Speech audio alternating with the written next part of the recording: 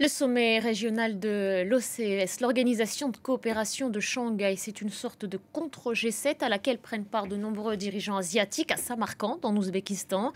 Les projecteurs braqués sur une rencontre en particulier, celle de Vladimir Poutine et Xi Jinping, le président chinois en déplacement à l'étranger pour la première fois depuis le début de l'épidémie de Covid-19. Bonjour à vous, Lou Kissier, la correspondante de France 24 à Shanghai. Lou, pourquoi est-ce que cette rencontre est un symbole fort des liens qui unissent la Chine et la Russie? D'abord parce que c'est une nouvelle fois l'affichage de ce que la Chine et la Russie appellent leur amitié sans limite entre les deux pays et en particulier entre Xi Jinping et Vladimir Poutine.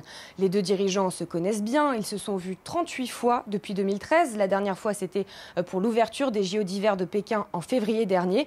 Et voilà, ils choisissent une nouvelle fois d'afficher leur entente dans un contexte de tension croissante avec l'Union européenne, avec les États-Unis, que ce soit à propos de la guerre en Ukraine, des sanctions économiques contre Moscou ou encore de Taïwan.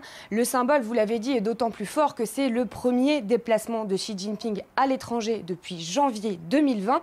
Et donc, choisir l'Asie centrale, choisir de parler avec Vladimir Poutine, c'est une façon pour le numéro 1 chinois de montrer que l'Occident n'est certainement pas sa priorité.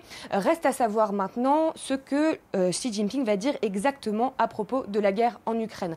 Je rappelle qu'officiellement, la Chine ne condamne pas l'invasion russe. Reste à voir maintenant si elle va apporter un soutien plus tangible, plus concret à Moscou au moment où les troupes russes perdent du terrain en Ukraine. Et puis d'autres dossiers doivent être évoqués. C'est la raison pour laquelle Xi Jinping va aussi s'entretenir avec d'autres dirigeants.